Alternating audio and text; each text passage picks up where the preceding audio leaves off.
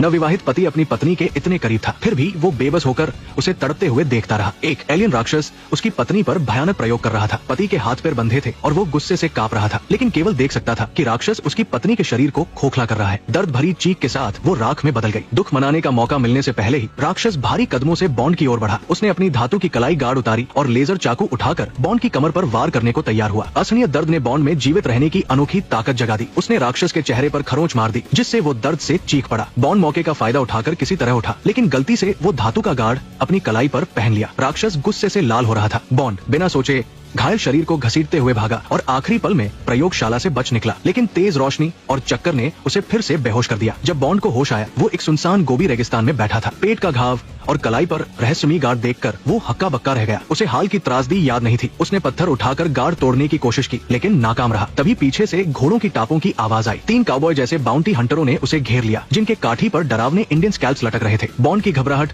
और चुप्पी देखकर उन्हें लगा कि वो जेल से भागा कैदी है। वे उसका स्कैल्प काटकर इनाम लेने को तैयार थे, लेकिन उन्हें नहीं पता था कि भले ही बॉन्ड की याददाश्त चली गई हो, उसकी मार्शल आर्ट्स स्किल्स बरकरार थी। पलक झपकते ही बॉन्ड ने हंटरों को चित कर दिया। बचे हुए साथी ने गोली चलाई, लेकिन नजदीकी की वजह से निशाना चूक गया। बॉन्ड ने उसे घोड़े से नीचे गिराकर मार डाला। हंटरों को खत्म कर वो उनकी वेशभूषा और घोड़ा लेकर एक अनजान कस्बे में पहुंचा। वो बार में एक ड्रिंक लेकर आराम करना चाहता था, लेकिन तभी एक खूबसूरत महिला ने उससे बात शुरू की। वो उसके कलाई गार्ड में खास दिलचस्पी ले रही थी। बात गहरी होने से पहले कस्बे का शेरिफ बार में घुसा और बिना कुछ पूछे बॉन्ड को घेर लिया। बॉन्ड ने बार बार कहा कि वो कोई अपराधी नहीं, लेकिन शेरिफ नहीं माना। मजबूरी में बॉन्ड ने हमला किया और अकेले ही सारे पुलिस वालों को ढेर कर दिया। लेकिन तभी वही महिला जिसने उससे बात शुरू की थी ने उसे पीछे से बेहोश कर दिया। जेल में पहुंचकर बॉन्ड को पता चला कि उस पर कई अपराधों का इल्जाम है और वो पूरे देश में वांटेड है। मामला इतना बड़ा था कि शेरिफ भी फैसला नहीं ले सकता था। उसे रातों रात फेडरल कोर्ट ले जाना था, लेकिन जैसे ही शेरिफ उसे और एक अन्य गुंडे को जेल की गाड़ी में ले जा रहा था, घुड़सवारों का एक झुंड रास्ता रोक लेता है। उनका नेता मेजर जोन्स था। उस गुंडे का पिता जोन्स की कस्बे में तूती बोलती थी। उसके गुर्गों की संख्या शेरिफ के आदमियों से कहीं ज्यादा थी, लेकिन शेरिफ ने हार नहीं मानी और गुंडे को छोड़ने से इनकार कर दिया। तनाव बढ़ रहा था कि तभी क्षितिज पर एक तेज रोशनी दिखी जो कस्बे की ओर तेजी से बढ़ रही थी। बॉन्ड का गार्ड अचानक चमकने लगा। किसी को कुछ समझने का मौका मिलने से पहले एक यूएफओ कस्बे के ऊपर मंडराने लगा। नीली किरणें नीचे गिरी और शांत सड़कें आग में डूब गई। लोग इधर उधर भागे, लेकिन यूएफओ ने रस्सियों से लोगों को पकड़ना शुरू कर दिया। बूढ़े, जवान, बच्चे, कोई नहीं बचा। संकट में बॉन्ड ने चिल्लाकर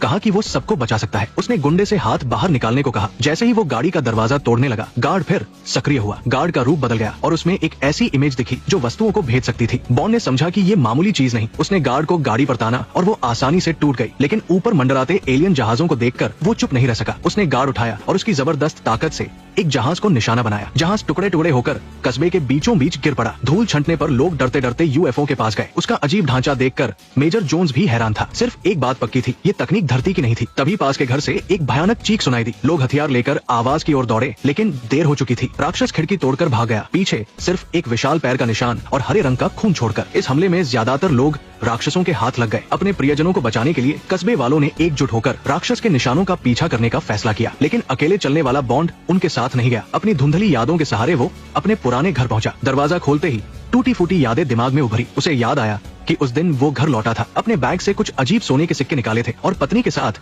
गोभी छोड़कर अमीर जिंदगी जीने का सपना देख रहा था। तभी घर में हलचल हुई। टेबल पर रखे सिक्के पिघलने लगे और एक रहस्यमयी शक्ति से चमकने लगे। पहले कि वो कुछ समझ पाता, छत में बड़ा छेद हुआ। चमकती रस्सियां नीचे उतरी और उसकी पत्नी को खींच ले गई। बॉन्ड भी नहीं बच सका और राक्षसों ने उसे प्रयोगशाला में ले जाकर उसकी पत्नी को राख बनते देखने को मजबूर किया। वो गार्ड की मदद से भाग निकला था, लेकिन राक्षस अब भी कस्बे वालों को पकड़कर भयानक प्रयोग कर रहे थे। बदला लेने के लिए बॉन्ड ने तुरंत पीछा करने वाली टोली को ज्वाइन किया, लेकिन बारिश की वजह से राक्षसों के निशान धुल गए। और भी हैरानी की बात थी, सामने एक विशाल क्रूज जहाज रेगिस्तान में फंसा हुआ था। लोग डरते डरते जहाज में घुसे। तभी बॉन्ड का गार्ड चमकने लगा, यानी राक्षस पास था। कमरे में छिपे चूहे डरकर भागने लगे।